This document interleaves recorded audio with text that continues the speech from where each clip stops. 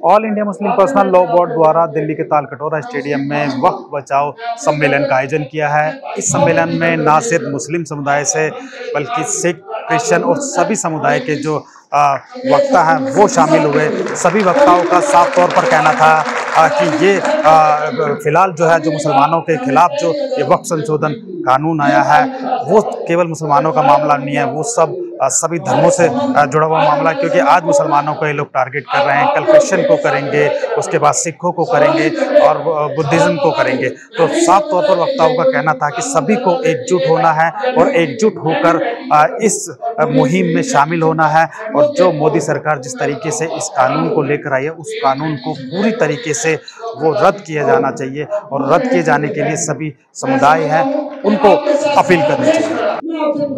वक्फ संशोधन बिल को लेकर all India Muslim personal law board द्वारा दिल्ली के तालकटोरा स्टेडियम में एक सेव वक्फ कॉन्फ्रेंस का आयोजन किया है। इस आयोजन में तमाम जो है दिल्ली सहित देश भर से जो लोग हैं वो शामिल हुए हैं। वहीं मुस्लिम संगठनों के अलावा जो तमाम सिख संगठन हैं, क्रिश्चियन संगठन हैं, उन सभी बौद्ध धर्म से जुड़े हुए लोग वो शामिल है। वहीं मंच पर जो समाजवादी पार्टी के सांसद वो भी धर्मेंद्र यादव वो भी मौजूद हैं। उनके साथ साथ समाजवादी पार्टी के मोहिउद्दीन नदवी जो सांसद है, जो कि वक्फ चीफ के मेंबर भी रहे हैं, वो भी शामिल हैं।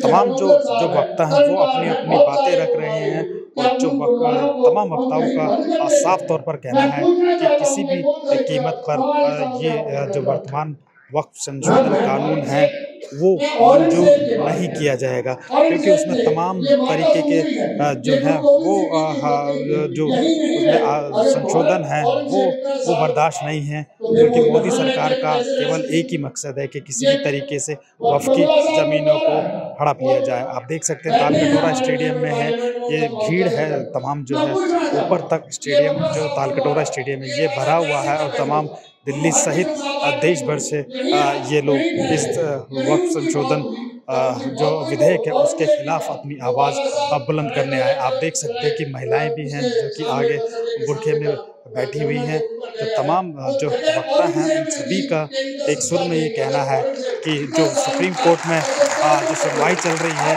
वहाँ फौरी तौर पर कुछ राहत ज़रूर मिली है, लेकिन असली राहत तब होगी जब ये जो विधेयक है वो पूरी जो वक्फ संशोधन विधेयक है वो पूरी तरीके से वापस लिया जाएगा। तब तक ये लड़ाई जारी रहेगी।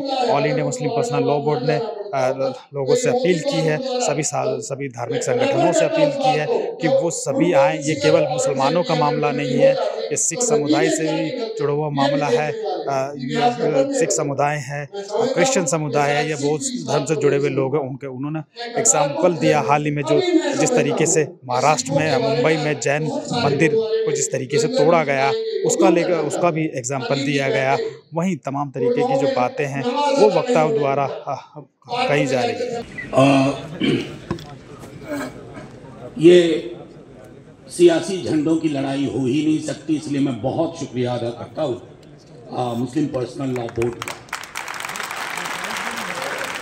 क्योंकि मुश्किल वक्त में कई लोग रहनुमाई का ढोंग भी करते हैं, उन्हें भी पहचानना बहुत ज़रूरी है। असल में दिक्कत क्या है, आप सब जो यहाँ इतनी बड़ी तादाद में आए हैं, परसों मैं किशनगंज में था, एक बहुत बड़ा जलसा हुआ था, वहाँ भी गुस्सा वाजिब है, लेकिन ये लड़ाई सिर्फ मुसलमानों की नहीं है, हर हिंदुस्तानी आपके साथ है। ये मसला ही मुसलमानों का नहीं है। आर्टिकल 26 का अगर मिस इंटरप्रिटेशन आज वक्फ के लिए हुआ है तो कल किसी और चीज के लिए होगा और लोग हाशिए पे खड़े रहेंगे। इसलिए यह चुप रहने का भी वक्त नहीं है। दिक्कत क्या है ना, जिसने इस मिट्टी से मोहब्बत नहीं की वो इस मिट्टी के मिजाज को समझ ही नहीं पाया। यह अद्भुत मिट्टी है। मैंने सदन में भी कहा था, दोहरा रहा हूं, सदन में कहा था और दोहरा रहा हूं, इस देश की एक बड़ी आबादी सरहद पार करके पाकिस्तान नहीं गई। वो हमारे उनके पुरखे और हमारे बच्चे, भाई बहन सब यहां बैठे हुए हैं। अरे हम हिंदुओं को मुसलमानों को देखने की आदत है डेली, और मुसलमानों को हिंदुओं को देखने की आदत है। हमारे रिश्ते हैं, सिखों ईसाइयों को, हम दोनों को देखने की आदत है। और इस रिश्ते की जिसको समझ नहीं, वो हमसे हिसाब मांग रहे हैं।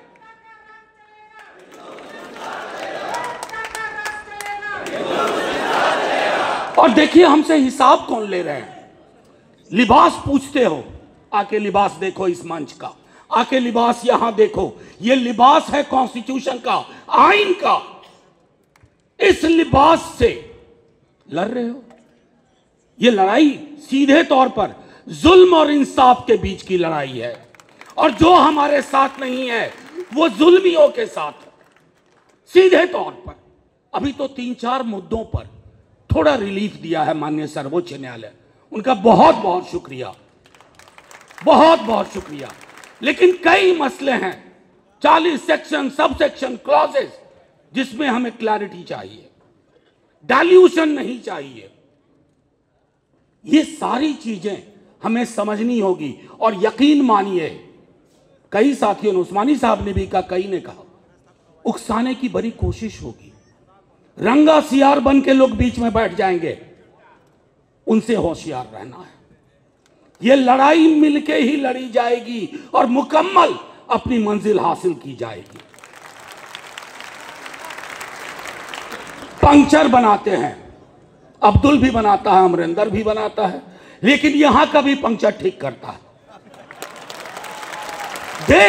देश को पंक्चर करके रख दिया आपने, देश को पंक्चर कर दिया। इकोनॉमी पंक्चर है, सामाजिक ताना बाना पंक्चर है, सारे पंक्चर ठीक किए जाएंगे। असल में साइकिल पे चले नहीं ये लोग, मर्सिडीज में ही पैदा हुए थे। साइकिल पे चला हूं, पूरा विद्यार्थी जीवन साइकिल पे काटा है। तभी सिंबल भी नहीं था समाजवादी पार्टी का साइकिल। तो हुआ यूं कि जब साइकिल पंक्चर होती थी तो पंक्चर वाला जमीन पे बैठते हुए ऊपर वाले की तरह दिखता था कि साहब मेरी फुस पड़ी साइकिल को इसने हवा भर दी। हवा भरना जानते हैं, हवा टाइट करना भी जानते हैं। ये हम सबको। और एक आखिरी चीज कह करके अपनी बात खत्म करूंगा, क्योंकि थोड़ी तबीयत अच्छी नहीं लग रही थी, परसों किशनगंज से आया, अभी फिर कहीं जाना है। मैं सिर्फ आप लोगों को कहूंगा, मायूसी नहीं रखनी है। आपका करार गांधी, नेहरू, मौलाना आजाद से था।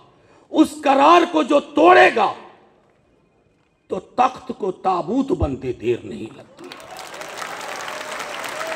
वो करार जीतेगा, वो करार जिंदा रहेगा।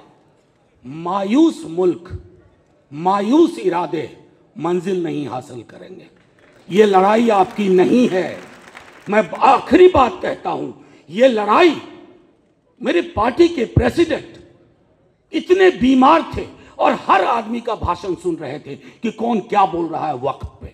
लोकसभा में 4 बजे सुबह तक, राज्यसभा में 3:30 बजे सुबह तक।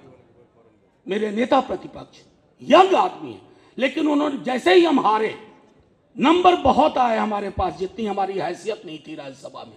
85 का आंकड़ा था, 98 वोट आए, 98। ये लोग कौन हैं? ये लोग आपके साथ हैं, मरते दम तक साथ रहेंगे और इस लड़ाई को जीतेंगे। झंडे का रंग नहीं देखा जाएगा, बस मुल्क की जो तामीर, जो तसव्वुर मौलाना आजाद, नेहरू और गांधी ने की थी, वही मुल्क पंक्चर ठीक करके बना देंगे। जय हिंद, जय हिंद। शुक्रिया बहुत बहुत। मुझे आड़ी मौलाना फजील रहीम साहब, आड़ी सैयद सजादा उल्ला हुसैन साहब, आड़ी असगर इमाम मेहदी साहब, आड़ी कलवे सादिक साहब, आड़ी उस्मानी साहब, आड़ी मुफ्ती अब्दुल साजिद साहब, हमारे मेंबर ऑफ पार्लियामेंट मौलाना मोइनुल्लाह साहब, उवैसी साहब, अदीब साहब, जो हम सबके बहुत सीनियर हैं, और इस जलसे में आए हुए सभी all India Muslim personal law board के आह्वान पर आए हुए सभी हमारे बुजुर्गों, नौजवान साथियों, हमारी माताओं बहनों और पत्रकार साथियों, मैं आज के इस मौके पर all India Muslim personal law board के साथियों को हृदय से धन्यवाद देता हूं, आभार व्यक्त करता हूं, शुक्रिया अदा करता हूं कि उन्होंने इस जलसे को बुला के चर्चा का मौका दिया।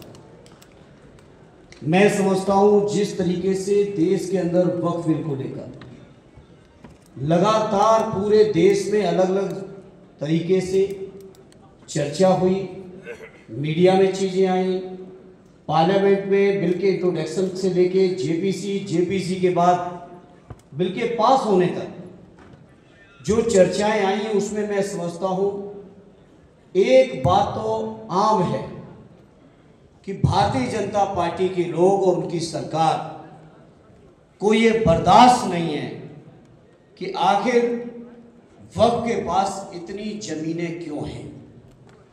उन्हें बर्दाश्त इस बात के लिए नहीं हो रहा है कि आखिर वक्फ की जमीनों का मैनेजमेंट उन जमीनों के माध्यम से धार्मिक कृत्य हो, शिक्षा के लिए काम कर रहे हो, मदरसे चला रहे हो, मस्जिदें हो और तमाम तरीके के जो चीज़ें हैं उनको लेकर जो मुस्लिम भाई लोग अपने तरीके से काम कर रहे हैं, ये बात भारतीय जनता पार्टी के लोगों को बर्दाश्त नहीं है।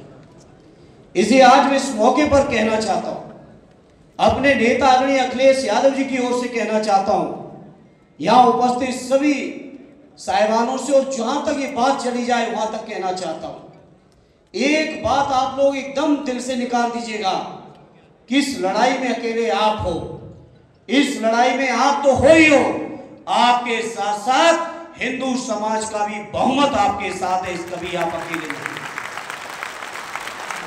ये भारतीय जनता पार्टी के लोग जो मैं समझता हूं 100% में 30, 32, 34, 35% से ज्यादा लोग इनके साथ नहीं हैं, लेकिन इनके साथ तमाम एजेंसियां चल रही हैं, तमाम तरीके की ऐसी संस्थाएं चल रही हैं जो राजनीतिक लोगों पे दबाव बनाकर इस बिल को पास कराने में सफल हुए हैं।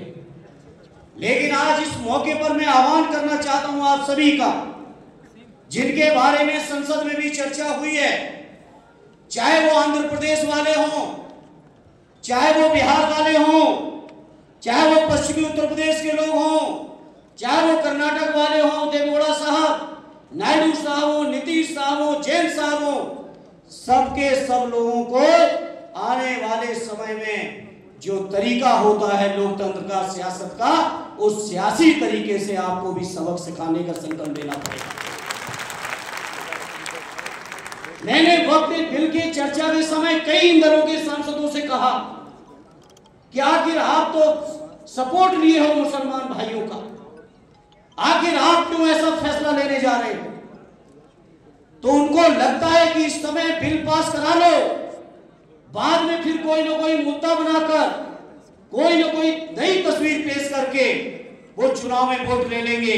इसलिए मैं इस मौके पर आपसे कहूंगा, शुरुआत कर दीजिए, बिहार का चुनाव आने जा रहा है, बिहार के चुनाव से ही सफाई कर दीजिए, जिससे कभी ये दोबारा आपके किसी भी हक के खिलाफ लड़ाई नहीं हो सकती। इसलिए मैं आज इस मौके पर विश्वास दिलाता हूं all India Muslim personal law board के सभी पदाधिकारियों का, और मैं समझता हूं मौलाना कलवे साहब ने चर्चा की कि पूरे देश की तमाम तंजीमें आज मुस्लिम पर्सनल लॉ बोर्ड के बैनर्स के साथ खड़ी हुई हैं।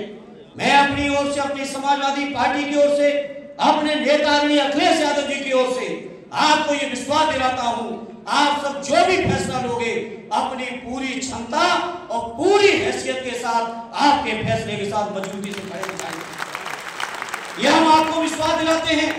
हमने जंतर मंतर पर भी आगे कहा था, ये मसला चाहे सड़कों में रहेगा, चाहे संसद में रहेगा, चाहे माननीय सर्वोच्च न्यायालय में जाएगा, हर स्तर पर समाजवादी पार्टी आपके साथ खड़ी दिखाई देगी। मैंने उस समय भी कहा था, आज फिर दोहराना चाहता हूं, मुझे उम्मीद ही नहीं, पूरा यकीन है, जिस तरीके से माननीय सर्वोच्च न्यायालय में बहस और चर्चा शुरू हुई है और जो बातें वहां से निकल के आ रही हैं, मुझे पूरा यकीन है कि ये बिल माननीय सर्वोच्च न्यायालय में स्टैंड नहीं करेगा। सर्वोच्च न्यायालय का फैसला हमारे हक में।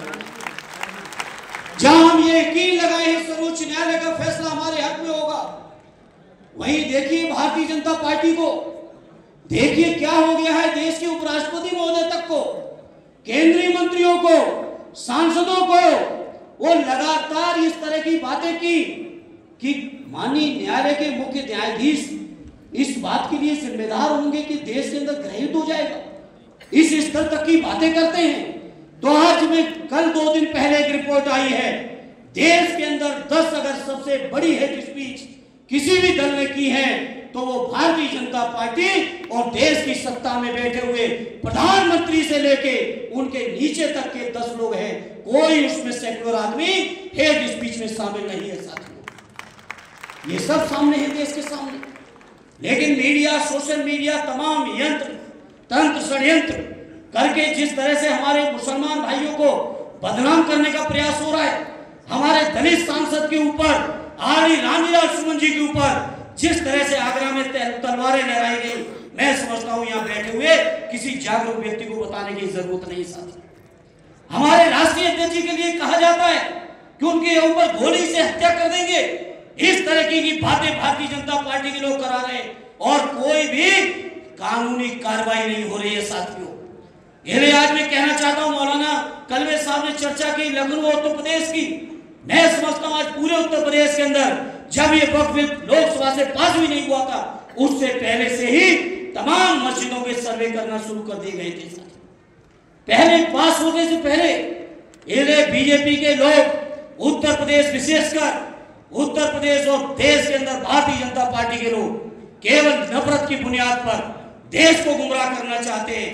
इसलिए मैं इस मन से आपसे अपील करूंगा, बहुत धैर्य से काम लेने की जरूरत है, बहुत संयम से काम लेने की जरूरत है और लोकतांत्रिक तरीके से जो भी रास्ते हैं जो बाबा साहब हमें आपको दे के गए, जो भी रास्ते बापू महात्मा गांधी जी हमें आपको दे के गए, हर रास्ते पर चलते हुए हमें आपको सबको मिलके न केवल मुसलमान भाइयों की बल्कि मुसलमान भाइयों के साथ साथ अपने दलित भाइयों की, अपने दलित भाइयों के साथ साथ अपने पिछड़े भाइयों की, अपने बौद्धिस्टों की, अपने जैन समाज के लोगों की, सभी धर्मों के लोगों की, सभी वर्गों के लोगों के मान की भी, सम्मान की भी, स्वाभिमान की भी, हकों की भी, अधिकारों की भी, सबकी रक्षा की जिम्मेदारी हम सबकी बनती है मेरे साथियों।